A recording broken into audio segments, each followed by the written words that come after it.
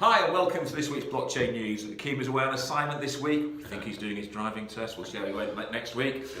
Good luck, Akeem. Okay, however, I've had a quick call this week from London, from Onyavin, who's presenting at the Blockchain FS Technology Forum I think it's on the 7th of November, so if you haven't got a ticket for that, feel free to look at a ticket. The forum's all about driving innovation and fully unlocking the potential of DLT for the financial services market in London. There'll be lots of other luminaries on speaking, people like Barry E. James, Damien Bell, Joyce N. Gupta, to name just a few. So if you haven't got a ticket, the link's below. Feel free to have a look at the link and book yourself a ticket.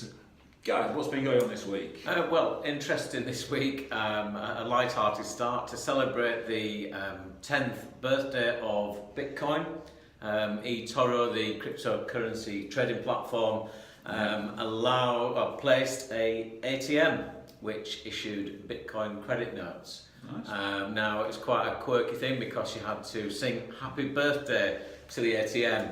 And it said whether you sang loud enough or long enough, and it then judged how well you did and issued you a credit note between £20 and £250, which was interesting.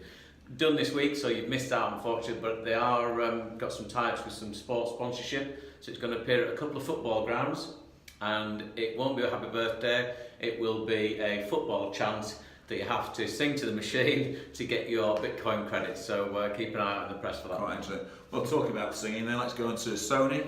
Sony, a backed media company, announced a blockchain digital rights service. Okay, so Little Star Media, with the company whose investor include Disney and Sony, have announced a new blockchain-based platform called Era.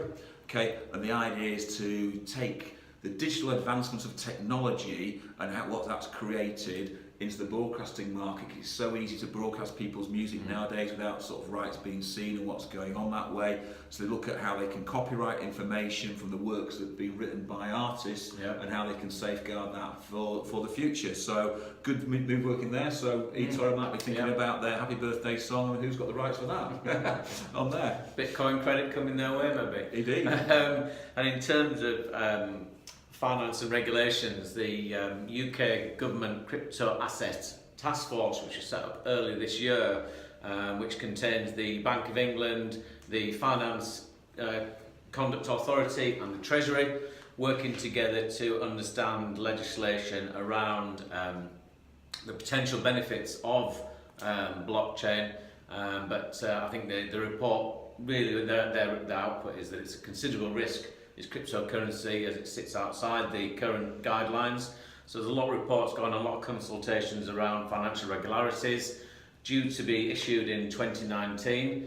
So it'd be interesting to see if that uncertainty from the task force dampens the uptake of ICOs in that period between now and the reports being issued, and some regulation coming in to try and bring in cryptocurrency into financial constraints and regulations that are out there. So it'd be interesting to see how that plays out. It's interesting that, because you're looking at that's sort of running through London, and there's a lot of talk about the big four and what they're doing or potentially not doing, and they're just talking. This week, EY launched a zero knowledge system for private transactions on Ethereum. So it's a prototype system that enables secure and private transactions to take place on the Ether Public network. So it's aimed at enterprises that wish to keep their transaction records private without having to resort to permissioned private networks. So EY spurred enterprise blockchain adoption, which was created in London and Paris.